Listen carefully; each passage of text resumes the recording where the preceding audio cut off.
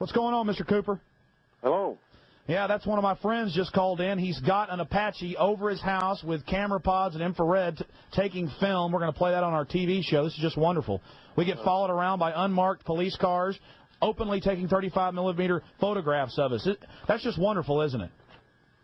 Well, it's just one other manifestation of the Nazi Gestapo police state, which has taken over this country. It's just, again, I mean, I get on this program 6 days a week, and I know how you feel when I talk to you this week. And I'm 24 years old. I'm ready to just say, screw it. Because you got these people cramming cheeseburgers in their mouths, and they love it. I mean, doesn't it ever anger you? Well, of course it does. What angers me most is the stupidity of the vast herd of American sheeple out there that think they know something, and they don't even know what planet they're on, to tell you the truth. No, they don't. Simple things like private banks print the money and enslave everyone. Simple things like Clinton's a transnational agent. Well, your book, Behold a Pale Horse, is well known to almost everybody that has any know-how on any of these subjects. You wrote that in 1988, didn't you, sir? Well, actually, I wrote it over a period of years, back beginning in the early 80s and continuing up into about 88. I finished it, I believe, in 89, and I may have added a couple of things in 90, and then it was published in December of 1990.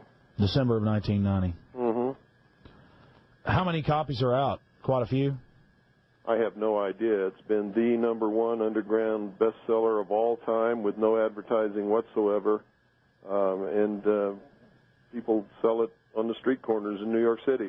Barnes & Noble had to take it off the shelf in their New York City bookstore because it's, by their own admission, it's the most stolen book in their inventory.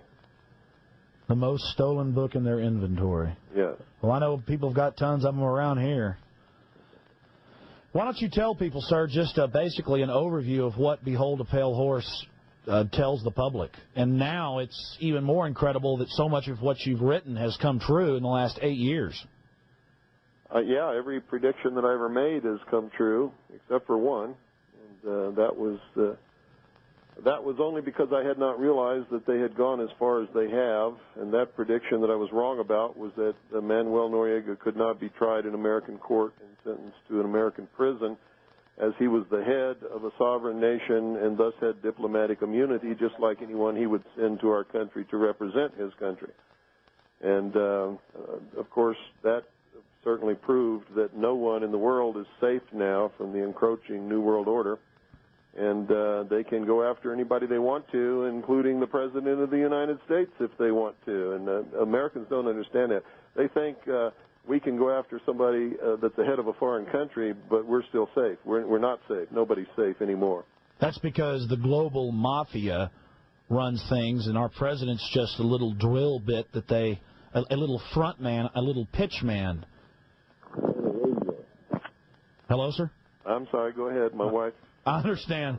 Well, I know you're, we'll get into what's been going on there in Arizona a little bit later. I really appreciate you taking out the time to do this program with your busy schedule. Where do you think things are going to be in the next 2 years? Well, either Americans are going to wake up and they're going to stand up in unison and take up arms and challenge the federal government to step back within the boundaries of the Constitution, or there's going to be a civil war in this country. The only alternative to that is total enslavement of the entire human race on a global scale, because that's where this is going. This is all about a one-world, totalitarian, socialist government. It's about destroying all existing nation-states, destroying all existing religions, save the religion of those who are bringing this about, which is the secular, humanist, socialist religion. That way you can devalue human life and kill people. Well, they're already doing that. Yes, they are. And they've already convinced the American people that it's okay. The people whose ancestors came to the New World to escape religious persecution in the Old World stood and watched the Branch Davidians burn, including all of their children, all of their women, and they cheered and said that it was because they were a bunch of religious fanatics. I heard Christians say that. I heard Orthodox Jews say that. I heard Baptists say it. I heard Catholics say it. And to their shame, I have to tell them that they are not religious, moral people. They are stupid, ignorant sheeple who are on the verge of enslavement, and they're going to deserve exactly what they get. I have no sympathy for them whatsoever anymore. I used to cry big alligator tears for them in their ignorance, and I used to do everything I could to wake them up.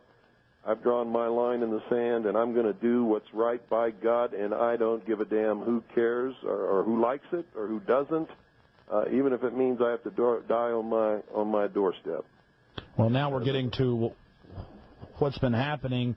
The feds are saying that you didn't show up for a court date, but they never gave you a subpoena, did they? We have never received any subpoena, no notification, no nothing.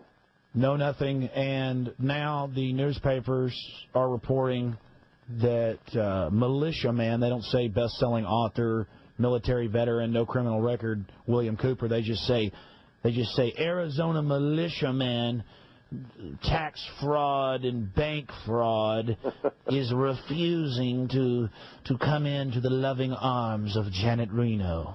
Not only will I not come in, but if the Civil War has to start right here, it will. I am not a tax fraud or a tax cheat. I pay all legal, lawful, and constitutional taxes which I am required to pay. I've never defrauded any bank or any person in my entire life, and I will protect my rights with the tools given to me by the founders in case it should ever come to this. And if the rest of the sheeple want to proceed into the pens and get sheared and then continue up the ramp to the slaughter, that's their business. No matter what happens here, I win. Some people are sitting back and saying, listen to Mr. Cooper talking about people being killed. That never happens. Governments never do that. Every government in the world this century has engaged in slaughter. Almost every government. Look at the giant death toll that's so-called communist. It's in the hundreds of millions this century. Why do we have to look at the communists? It's happening right here in the United States.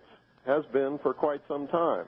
The only ones that have reached the public eye are the Weaver family and the Branch Davidians in Waco, Texas. But it's happened on a large scale all across this country, in every state. It usually is contained at the local level. And one of the indications that you will know that I'm right is that you haven't seen what's happening here on any of the major news networks, and you're not going to, because I've taken a stance documented in the law. I posted it on my web page. I have stated that I am a portion of the unorganized militia of the state of Arizona in the United States of America for many years, and that my stance is well-grounded. I'm right. I have a right to do what I'm doing, and anybody that comes up here and tries to encroach upon my rights or take away the protection of the Constitution from me and my family is going to get a bullet. And that's just the way it is. Just to go back to what you just hinted at is the compartmentalization of news. We stopped, myself and a few others in this town, stopped the Delta Force from coming and doing secret military training and paying off our police chief. Now, the San Antonio police chief, a man that you ought to be aware of, is Al A. Philippus, and I went down and got an interview face-to-face on videotape, and I've actually played the audio here on the show several times, where he said they tried to bribe him. They were very unprofessional. No was never no. They were out of their jurisdiction, and they wanted to use live ammunition. They're practicing taking over police stations. Shouldn't our police realize that they're going to be some of the first people that will be going?